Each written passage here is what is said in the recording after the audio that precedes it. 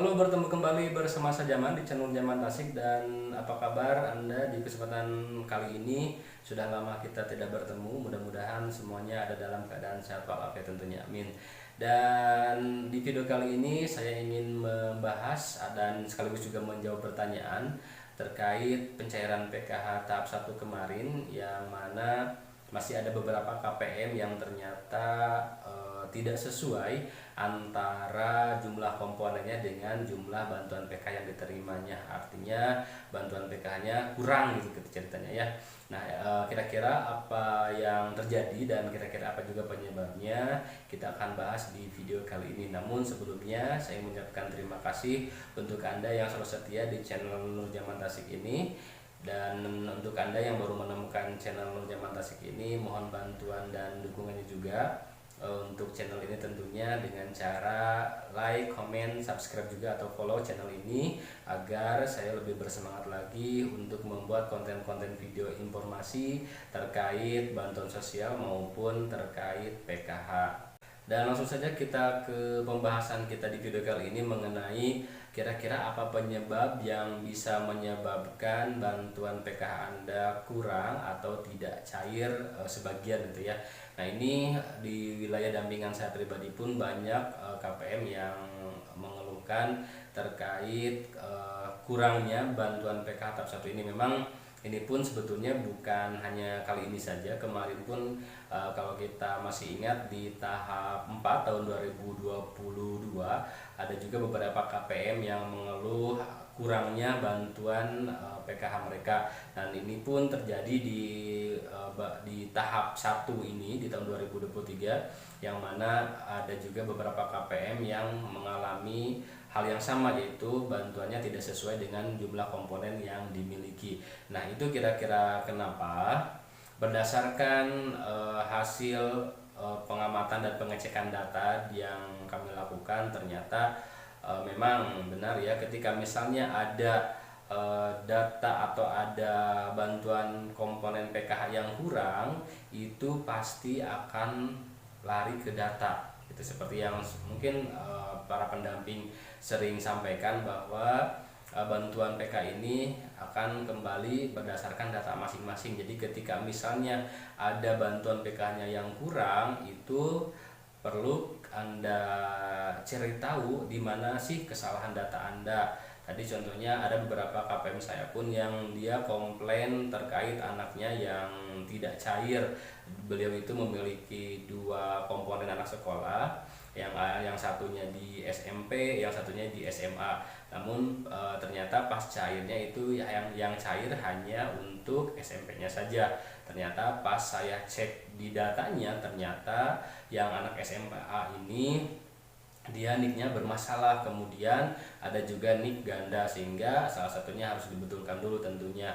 Kemudian ada contoh yang lain, ada juga komponen yang balita, dia itu punya anak sekolah dan juga balita. Kalau untuk anak sekolahnya itu cair, tapi untuk balitanya tidak cair.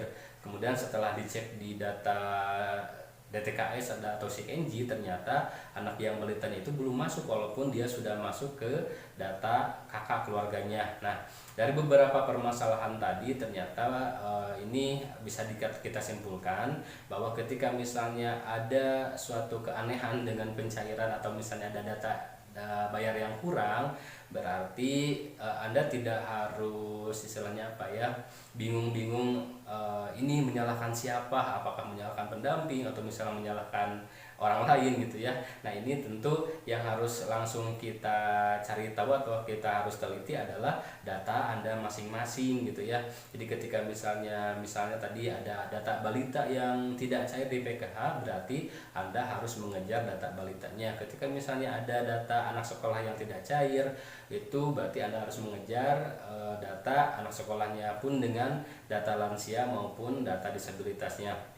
Nah, untuk Anda yang mungkin memiliki masalah dengan data balita, yang kemarin ini juga cukup mendominasi pencairan yang kurangnya ini. Nah, untuk Anda yang tadi balitanya tidak cair, berarti yang harus Anda lakukan adalah Anda memastikan data si balita tersebut itu sudah ada di kakaknya yang pertama gitu ya, sudah online, sudah tertera niknya. Kemudian yang kedua, pastikan data balita juga tersebut itu dicek atau disamakan dengan data DTKS. Seperti yang dialami oleh KPM saya kemarin, bahwa untuk data balitanya itu tidak cair, padahal di kakaknya itu yang balita itu sudah masuk, tapi ternyata pas dicek di data DTKS desa, data balitanya itu belum ada, otomatis tidak sinkron antara data DTKS dengan data capil. Nah, makanya harus disinkronkan. Nah, jadi untuk Anda sekali lagi yang memiliki masalah dengan data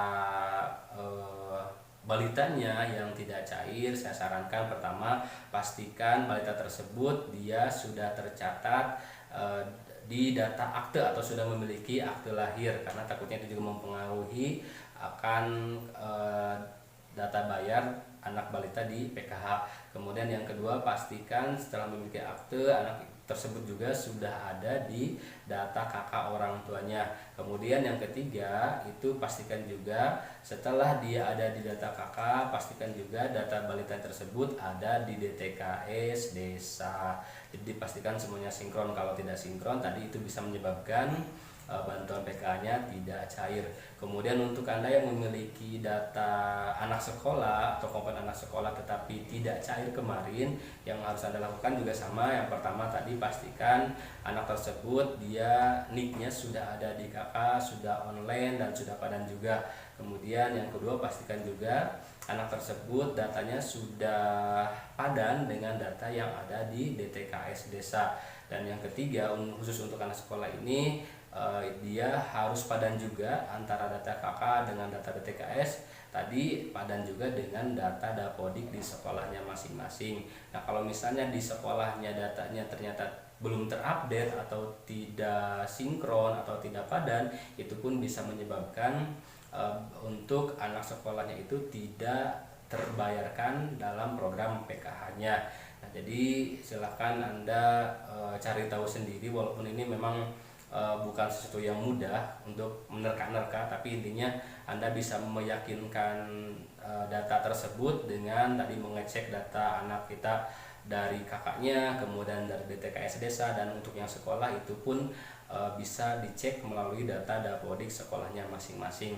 Dan kalaupun misalnya Anda bingung ini kira-kira apa masalah yang terjadi sebenarnya dengan data anaknya, ibu bapak pun tentu bisa meminta bantuan para pendamping PKH-nya masing-masing untuk membantu mengecekkan data anaknya yang tadi tidak cair.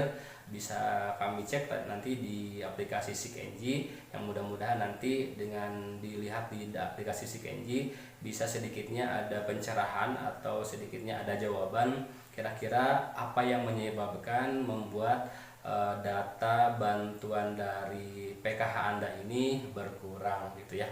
Nah, itu yang bisa disampaikan di kesempatan video kali ini. Semoga bermanfaat dan terima kasih.